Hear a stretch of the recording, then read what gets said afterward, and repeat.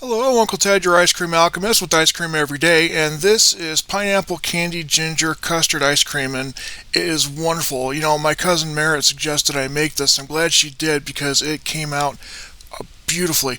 Now, as far as ingredients, usual suspects, we got 2 cups of heavy cream, cup and a half of whole milk. I'm going to use about a thumb of fresh ginger as well as half a cup of candied ginger, 5 egg yolks, 1 cup of dry non-fat milk, as well as 1/8 of a teaspoon of guar gum, 2 cups of sugar, and 3/4 of a cup of crushed pineapple that's been thoroughly drained. Now we're going to start off by peeling the fresh ginger. Like I said, I'm using about a thumb size, maybe a little more, and then we're going to peel that, and because you don't want that skin on there because it's pretty bitter, and we're going to make sure you get all the bad parts off.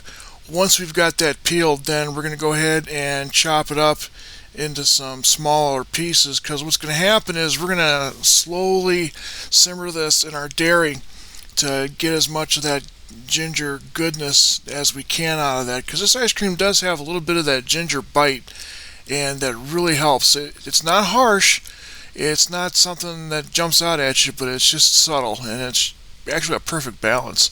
So once we get all that chopped up, then we're going to go ahead and put that on. Now, I actually have the dairy started off on low because I want it to be nice and low. I want the ginger to spend plenty of time steeping in that warm dairy. So as I said, that is 2 cups of heavy cream and a cup and a half of the whole milk. And I actually bumped it up a little bit from the original just because I wanted to give this time to actually, steep. And I wanted to get all the goodness I could out of that fresh ginger.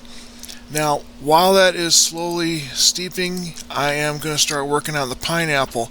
We're going to put that in. If you don't have crushed pineapple, you're going to have to put it through a food processor and get it crushed. So that's what I did here, is I went ahead and ran it through the food processor and chopped it as fine as I could, and then I'm going to go ahead and start getting that juice out of there. By the way, make sure you hang on to that juice, don't dump it. That juice is wonderful stuff, and you can use it for a lot of different things. I actually I was given a ton of pineapple, 2 80-ounce bags of pineapple, and so I've been coming up with ways to use them, which is why you're going to see some pineapple ice cream videos here coming up. Alright, so once you've got that pineapple pureed, set it aside, and now we're going to go ahead and get to work on the rest. So what we do next is we're going to get our eggs separated. Now we need 5 egg yolks, and like I said, always save your egg whites because you can use those for a lot of different things. I don't know if you guys do this, but when I'm dealing with egg yolks, I tend to pick off the egg yolk boogers that are on the side of the yolks, those little white things, they're boogers. I don't like those. They don't mix right. They're always kind of hard, and they always hang up on stuff, and they're a pain. So I get those egg yolk boogers off. So, that's what I do here is I fish out the egg yolk boogers. And so once you got the boogers gone, then we can turn our attention back to the dairy. Make sure to keep stirring it because the ginger thickens up the dairy. There's something about the ginger juice. It thickens up the dairy, so you're going to have to keep paying attention to that and keep stirring it. And then all we're going to do then is we're going to get our egg yolks ready. What we're going to do is we're going to add half a cup of sugar to our egg yolks, and then we're going to whip those until they are at ribbon stage.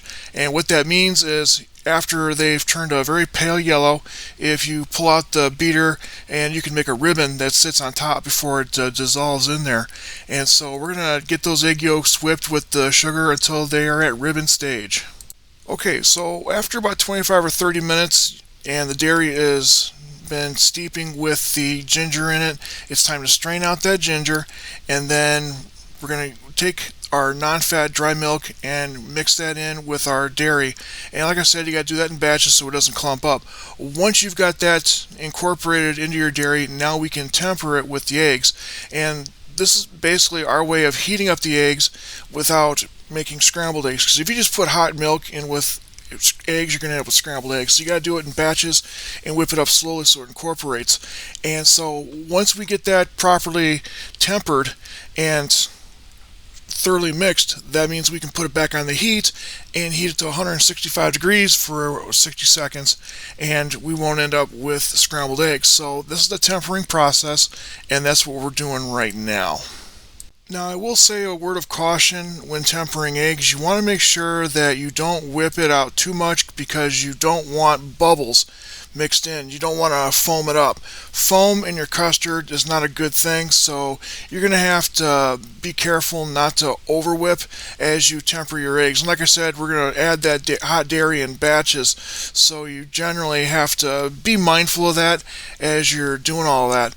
Now, once we've got the dairy fully incorporated in with the eggs are tempered, we're going to throw all that back into our saucepan and put that back on the heat, because like I said, we're going to cook that to 165 degrees and hold it there for at least 60 seconds to kill off the cooties. Also, that'll fully cook the eggs. It'll coat a spatula, so you put a spatula in, take it off, draw a line. You guys have seen me do that in other videos, and that's how we make sure that our custard is thoroughly cooked. So after that, we're going to take it off the heat. We're going to strain it. It's very important to strain it because you want to make sure that if there's any bits of scrambled egg or anything like that, you want that out, because you really don't want that in your ice cream. Now, after we get that thoroughly strained, then we're going to go ahead and add our 3/4 of a cup of crushed pineapple. And basically we're done. We just put that in. That's also, when if you want, you can put in a tablespoon of vanilla, which I completely forgot to put in the previous sections of the video, so I'll have to put it in the comments because for some reason I've been a bit absent-minded on this video. I apologize. Oh yeah, you want to make sure you put it in saran wrap and so it doesn't have a skin. Now we're going to go ahead and get the candied ginger chopped up. Candied ginger is like a jelly, so what happens is it's very sticky. It'll stick to your knife. So what I would suggest is taking sugar and sprinkling that over your candied ginger as you're dicing it, because we want to dice it in really, really small pieces. But if you sprinkle sugar on the top, it won't stick to your knife as much. And that's an interesting little trick that I came up with, because I was making a hell of a mess trying to chop up my candied ginger. Now, after we let that the base sit in the refrigerator overnight, now we're going to go ahead and put that into the ice cream maker according to the manufacturer's instructions, and we're going to let that churn. Now, what we're going to do is, when it's about 3/4 of the way done, we're going to go ahead and put that in the ice cream batch. So we're going to take the candied ginger and sprinkle that in right in the ice cream maker as it's churning, but you want to do it at the last step, just before it's got the final freeze, basically. So once you do that, then put it in your freezer to harden up for a few hours, and folks, you've got ice cream. And I gotta say, this is one of the best ice creams I've made in a long time. Wonderful, complex flavor. I hope you guys make it, and I hope my cousin Merritt loves it. Thank you so much for your support. And you know what? If you're not eating ice cream for breakfast, what's the point of being an adult? Thank you.